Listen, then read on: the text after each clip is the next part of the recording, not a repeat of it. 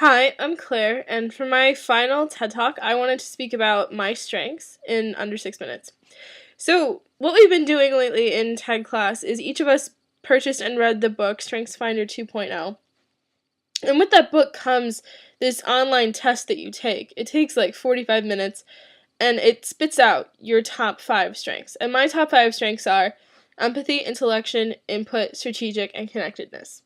So, having taken that test, we discussed our top 5 strengths and crafted strength statements, which begin with "I feel strong when," performing such and such an activity. Um, so this exercise, I think, revealed a lot about each of us, and it was really great because, each of us have strengths. It's absolutely true of every single person. We all have things that we are really good at, and like each of us got to feel proud in some way of our strengths, and we got to see like whose strengths intersected with whose, and who had completely different skills that they were really good at. So I think overall that was a really nice thing.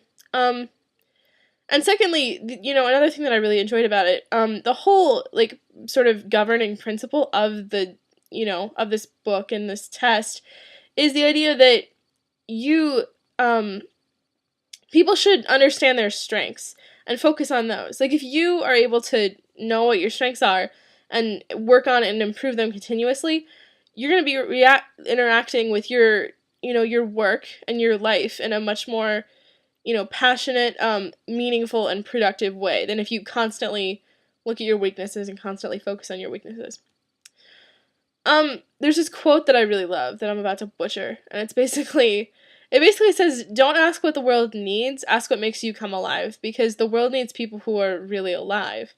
And, I think that this sort of service and this exercise pertains really well to that, because, like I just said, like if you were, sort of constantly tearing yourself down and looking at your weaknesses, I mean, obviously it's important to know your weaknesses as well, but if you are only concerned about your weaknesses, if you never do things that make you feel strong, what kind of a life is that?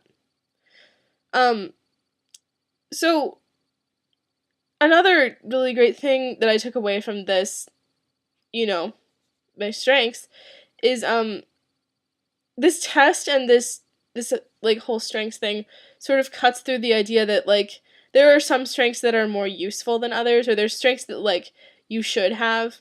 Um, when taking the test, there was one question that I remember specifically. The 2 options that you could choose were, um, I like most people that I meet. I can be friends with almost anyone. And the other option was, I don't like some people that I meet. Some people just rub me the wrong way. And I think you're sort of conditioned to say like, I like everybody.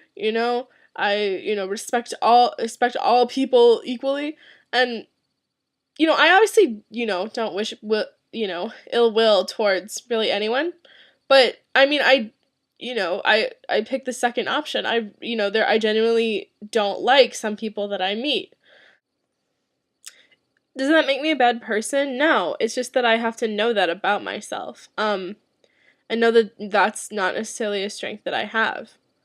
Um, but it's and again, if I focus on what I should be good at, quote unquote, and what my weaknesses are, then I'm never really gonna get to fully embrace my strengths, um, which is really important for leading a successful life.